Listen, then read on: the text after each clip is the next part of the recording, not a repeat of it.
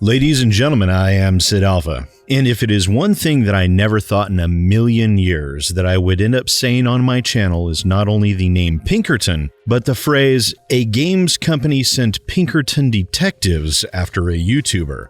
But somehow, in some warped, nonsensical universe, that very thing has indeed occurred. And while this isn't specifically a video games related or PC gaming related issue, I think the topic more than warrants at least my time to discuss what happened and why.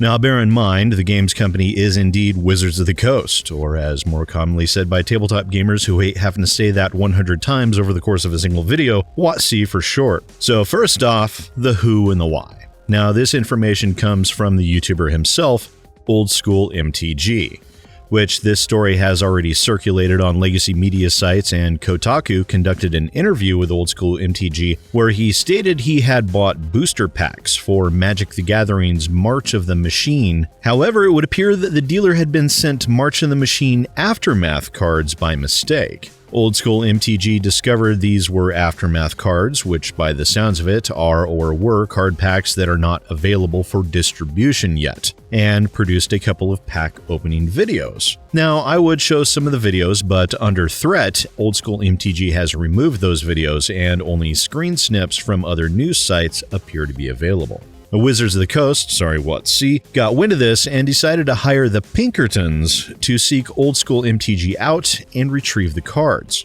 Now, from what OldSchoolMTG stated via email to Kotaku, the Pinkerton agents cited several statutes about copyright infringement and some other things threatening 1 to 10 years in jail and up to $200,000 in fines if I failed to cooperate. Dan Cannon, who is OldSchoolMTG, told Kotaku over an email. They also said if I didn't hand over the product, they would call the county sheriff and detain us until they arrived to arrest us and search my house for the product, and that they would most likely force us to show receipts for every magic card in the house, which is literally over 1 million cards. And also, within Kotaku's article, they state that WotC did confirm with them via email that they did indeed send in the Pinkertons. Now, for those of us that live in the United States, the Pinkertons need no introduction. The Pinkertons are a well-known organization that was founded in 1850 and have a less than sterling reputation over their nearly 200-year-long history, particularly in the late 1800s and early 1900s, where the Pinkertons were hired by businesses to infiltrate unions, recruit goon squads to intimidate workers, and for all intents and purposes were hired muscle, a reputation which seems to be quite prevalent even to this day.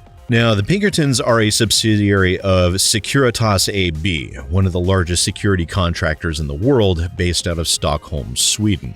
In fact, Robin Klimek, the director of security risk management at Hasbro, the parent company of WotC, worked for the Pinkertons from 2002 until 2008, which has led many to speculate that this employment history is an indicator that the decision to call the Pinkertons came down from Hasbro. However, that is currently still an unconfirmed speculation. Along with Klimek, it is also worth noting that Hasbro's manager of investigations, Edward Giannetti, was also a Pinkerton employee from 2009 to 2011, where he held the same job title that he currently holds at Hasbro. Now, Gizmodo recently released an article with more up-to-date information surrounding this incident, where they also recall that this is actually not the first time that WotC has made use of the Pinkertons, where in 2017, the Pinkertons were used to investigate the theft of an uncut sheet of foil cards. From Gizmodo, another source told IO9 that after the sheet was stolen, someone attempted to sell it at the game store where they were working. The store immediately recognized it as stolen property and called Wizards of the Coast to report it.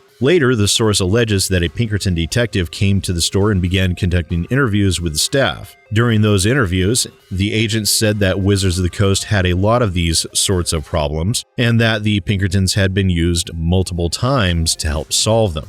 It was later stated by OldSchoolMTG that the Pinkertons had apparently attempted to visit his home one day prior, but with him and his wife being absent, the Pinkertons apparently had gone and knocked on the doors of the neighbors, asking them for information about him, and they were telling the neighbors they, quote, had an appointment. Also, according to OldSchoolMTG, the initial interaction with the Pinkertons was not at all respectful of the YouTuber and his wife, or of the law. As soon as my wife answered the door, they aggressively asked for me by my full name, announced themselves as the Pinkerton Agency, which I'm very familiar with their reputation, and said they were there to recover stolen goods. After his wife asked them to wait outside, Cannon says that they forced themselves at least partially through the door and prevented her from closing the door all the way.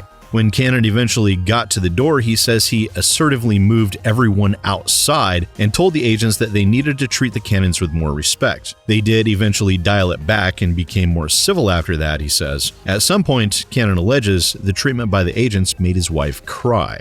Which, if true, by very nature of their forcing themselves even partially through the door of the home to prevent them from closing the door, would likely be considered an unlawful entry into the home, which starts out as a misdemeanor offense in the United States, but can quickly rise to a Class A misdemeanor or even a felony if the offender is armed during the unlawful entry. However, we do not know if the Pinkerton investigators were armed or not, and likely there would be no evidence as to whether or not they were, outside of the Pinkertons' word. However, a crime is still a crime, which the Pinkertons committed if OldSchoolMTG's accounting of events was accurate. However, regarding the statements made by OldSchoolMTG, WotC has steadfastly refuted his accounting of events. Wizards of the Coast says it strongly refutes this depiction of events, which contradicts both the report from the investigation as well as the conversation between the individual and Wizards of the Coast representatives after the interaction in question. The company also stated that under no circumstances would we instruct an employee or contracted agency to intimidate an individual. And given WotC's disputing OldSchoolMTG's recounting, stating the report from the Pinkertons paint a more business-like interaction, it is possible that the Pinkertons simply issued a report that continued to cast themselves in a favorable light, a not uncommon thing to do.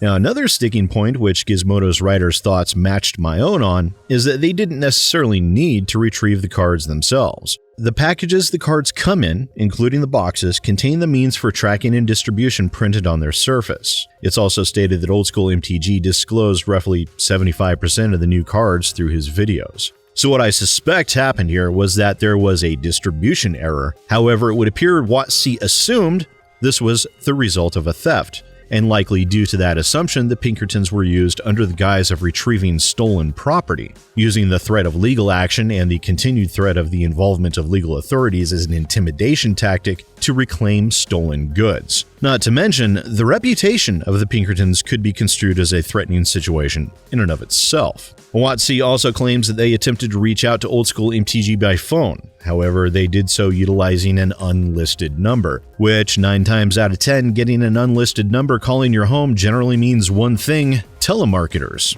So it's no great surprise that OldSchoolMTG and his wife refused to answer calls from an unlisted number. But leave it to Wizards of the Coast to make a mess of things on the outset. And given the OpenGL debacle and the continued efforts to implement video game-style monetization schemes within a tabletop gaming sphere with subscription models and even plans to allow people to monetize homebrew content, which screams to me a tabletop version of what we have already seen happen with Steam and Bethesda with a plan to monetize Skyrim several years back, WotC's reputation with their communities isn't exactly improving very much. And employing such an infamous quote-unquote investigation agency like the Pinkertons certainly will not help them in that regard, especially if this does turn out to be a matter of a distributor making a mistake, a scenario which is infinitely more likely than some random guy stealing magic cards or purchasing stolen goods, especially considering he purchased the cards through a very standard supply chain scenario. And to OldSchoolMTG, I simply have to say this, and I hope he's listening. You, sir, are far too kind and forgiving, in my opinion. You have stated that you were not aware that the cards were under embargo. Simply put, it appears that you did not obtain those cards as a part of a promotion or through other communication lines with WotC. That means no embargo would apply to you because you did not accept the embargo as a part of or condition of receiving those goods. And in terms of the Pinkertons' assertions and WotC's assertions that you were violating their copyrights, you weren't.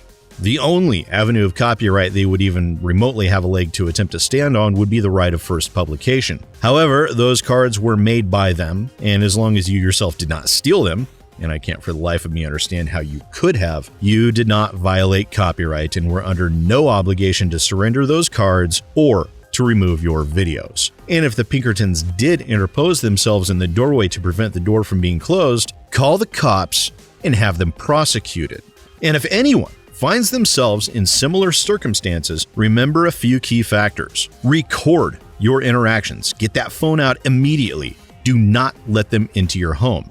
You're under no obligation to even speak to someone under those circumstances. Hell, even if they were law enforcement, which the Pinkertons are very much not, you need not say a single word unless they have a warrant in hand. You don't need to respond. You don't need to open your door. If they attempt to force their way past the threshold of your door, they are breaking the law. If they do not leave your property once you request them to do so, they are breaking the law. And under those circumstances, you would have been well within your legal right to call the police and have them removed from your property. And it is because of this badly mismanaged series of events that saw an investigation agency seemingly violate the law, violated via the actions of the Pinkertons, that we now see a tabletop game developer here now. Welcome to the Dirty Devs, Wizards of the Coast. I hope you enjoy your stay. Once again, ladies and gentlemen, I am SidAlpha, and I'll see you next time.